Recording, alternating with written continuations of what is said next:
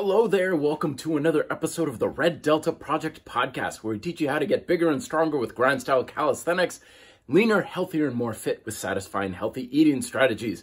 My name is Matt Schifferly, founder of the Red Delta Project, author of the books Fitness Independence and Smart Bodyweight Training. Today's topic was inspired by the question that I got on the Instagram, basically saying, Matt, how do you know if when you're gaining weight, you're gaining muscle versus fat? And this really gets down to the center of a big fear and a legitimate concern that we need to address within our fitness culture.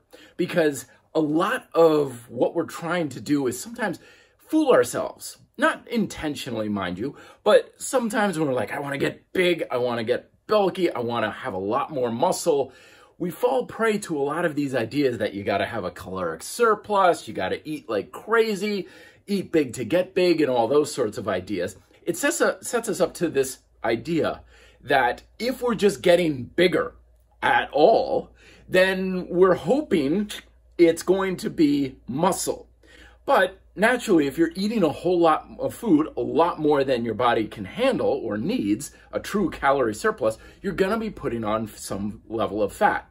And this is where a lot of times I kind of cringe when people come and they say, oh, Matt, this was great. I was on this program, I got on the internet, or I was with this coach, and I gained like 40 pounds. I got so big and everything. Of course, it wasn't all muscle. They always do that little asterisk there. It wasn't all muscle. And that in the back of my mind is saying, if it wasn't all muscle, if you know you were gaining body fat, how do you know how worth that transformation really was? How do you know it wasn't all fat? When you get fatter, your muscles do feel bigger because the fat cells related to those muscles is actually getting bigger in and of itself. And then we also have the issue of the whole bulking and cutting thing. I got asked another question the other day, basically saying, do I bulk or do I cut? Here's the way I've learned to look at this, is unless you're planning on getting on stage or you're trying to get your body to look as absolute perfectly awesome and best as possible for a very short period of time, we're talking within 24 hours, I'm not a big fan of the whole bulking cutting thing. Just to me, it's a cost to benefit thing because you're bulking, all right? So usually this has gone over several months. So let's say 4 months, you're eating a lot of food, you're training like crazy, and you're getting bigger, but you're also getting fatter. But then you do your cutting phase. So now you reverse the whole thing. You throw that sucker that's going a million miles an hour and you throw it in reverse. Now you restrict yourself like crazy in your diet. You eat super clean, maybe like cardio in the morning, all these sorts of things that you'd really rather not do. So now you're miserable for other reasons. And you go several months on that for the sake of looking at your best for like a weekend.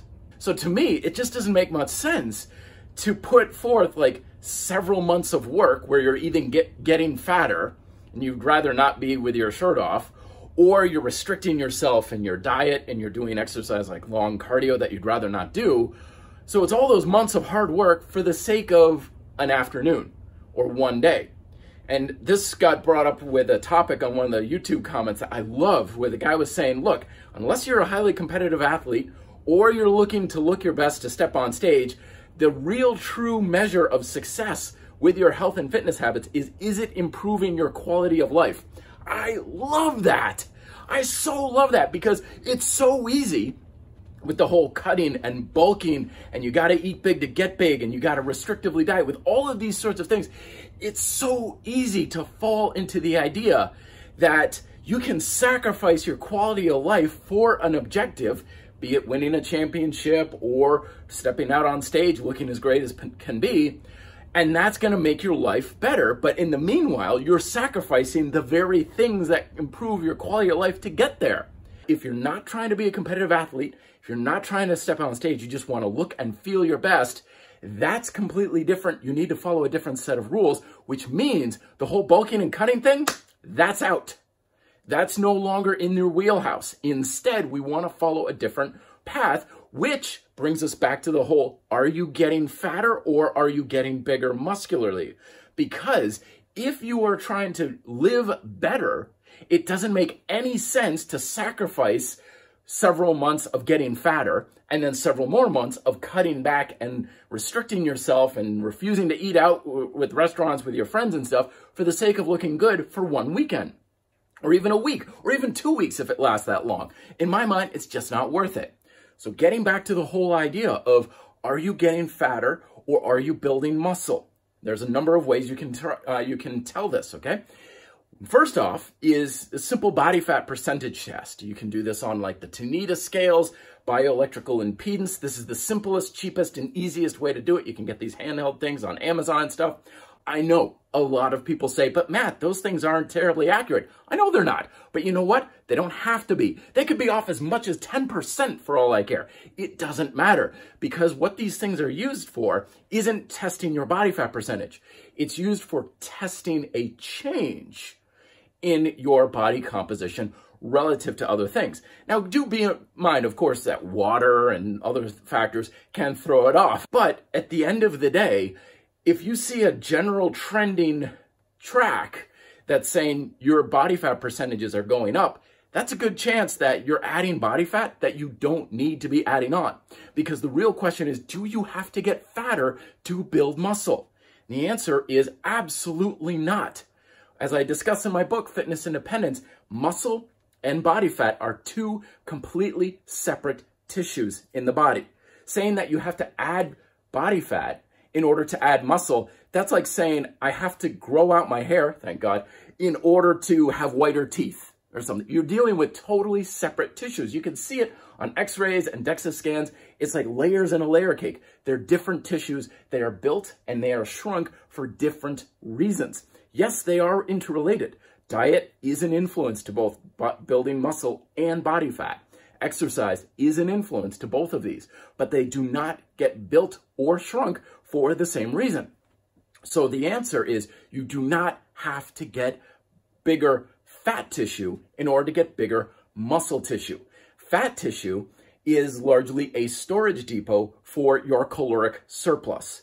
As I've talked about before, a caloric surplus is any calories that you ingest that your body has no use for anything.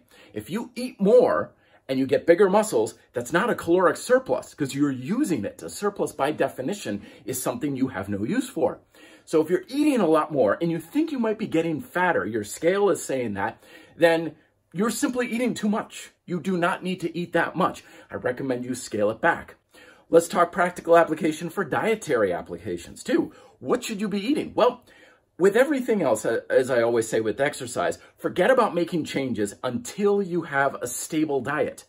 The saying here at the Red Delta Project, stabilize, then progress. A lot of times when we're trying to make changes, we're in no circumstances, we're in no business of trying to make any sort of modifications because we have an unstable diet. One day we're eating a lot, next day we're fasting, the next day we're eating whole foods, the next day it's nothing but McDonald's and pizza that they brought into work. If your diet's all over the place, forget anything else. Nothing possibly matters. It's kind of like saying, what kind of workout should I do when you have no consistency with your workouts?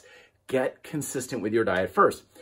Take the convict conditioning approach Paul Wade recommends. Start with 3 square meals a day, breakfast, lunch, dinner, and follow your 3 Ps that I mentioned also in my book, Smart Bodyweight Training. Your first P is plant. Make sure you have some sort of plant-based food at each meal. Second one is protein. Make sure you're getting some sort of protein at each meal. And the third one is portion. Are you eating enough to be satisfied? Not full, not feeling like you're depriving yourself, but you're satisfying yourself. You follow those 3 things, chances are that'll take care of you. You don't have to worry about anything else in your diet, and you can work those 3 Ps around any other sort of considerations you may personally have. Like, I don't like to eat breakfast, I prefer to fast, I like to go organic or vegan or paleo, whatever other considerations you want, you can make it work with those 3 Ps. Chances are, from a dietary perspective, that will take care of you. Now, I'm not saying that you're going to be able to eat like a bird and still be able to build much muscle. It is possible. I've seen it happen. Hell, when I was building my most muscle when I first started working out, I was eating not so great. But it doesn't really matter that much with diet because the thing that was holding my muscles back was the lack of consistent progressive training. That's the most important thing with building muscle. But with that said, I do recommend eating plenty in order to fuel your workouts and recovery. So the saying I always have is, I don't build muscle because I eat more. I'm eating more because I'm building muscle. Let the appetite come naturally. If you need more food, your body's going to ask for it. You do not need to force feed it. So that's how you can prevent yourself from getting a lot of excess body fat and fooling yourself into thinking that you're actually adding a lot of muscle. So listen to your appetite. Start with 3 square meals a day. Start with your 3 Ps, and that will probably take care of your dietary considerations. The second thing to consider, of course, is your workouts. You're not going to build muscle just because you're eating food. Muscle is functional tissue. It's just like the calluses on my palm. These aren't here because of a protein shake. These are here because I'm grabbing onto bars and swinging around on them and doing all sorts of things that are physically sending a functional demand into my hands. And my hands are adapting due to the functional demand. So, same thing again, stabilize and progress. So make sure you're getting a good workout routine, full body workouts, or you're covering your whole body throughout the week, couple of hard sets per muscle group, about 10 to 15 sets will probably do you per week, compound movements, and trying to get stronger. One of the biggest reasons sometimes when people are bulking and they think that, oh, I must be adding muscle because I'm getting stronger, sometimes strength is largely a neurological adaptation too. We can get stronger just by becoming more proficient with the exercise, especially if it's something we haven't done before. So don't take just getting stronger as a sign that you're building muscle. It's a good sign you're on the right track, but just because you're getting bigger and stronger doesn't necessarily mean that you're building a lot more muscle. You could just be adding a lot of body fat and having a neurological adaptation to get stronger as well. So make sure your workouts are stable. Make sure you're tracking them and adding some sort of progression to them. So you're adding reps, you're adding weight, you're adding difficulty, you're doing something that makes your muscles work harder. And you combine all of that together, and that's your best chance of making sure that your weight gain is going to be from adding muscle with minimum amounts of body fat. And you get out of this whole bulk and cut cycle that a lot of people get trapped in, because especially if you're not stepping on stage or you're not trying to prepare for a competitive event, a lot of guys get caught in this bulk and cut kind of pendulum yo-yo, where they feel like, I've got to get bigger, I want to add muscle, so they start overeating and they're training heavy, but then they're like, oh no, my abs are disappearing and I'm starting to get my double chin again and things are, I got to start cutting back. So they swing the other way with their diet, they get restrictive, a lot more cardio, but then they start feeling smaller and they start feeling weaker and they're like, oh no, I'm losing muscle. And they just get caught in this yo-yo where they can never win, and they're back and forth feeling like they're always stressed out for one reason or the other. Getting to this central point where you've got stable, progressive dietary habits, stable, progressive exercise habits ensures that you have the best chance of getting the muscle you want, the progression you want, and the physique you want that you can maintain for long periods of time, and you don't have to get caught between this bulk cut sort of pendulum that gives you the result you want for maybe a week or so out of the year.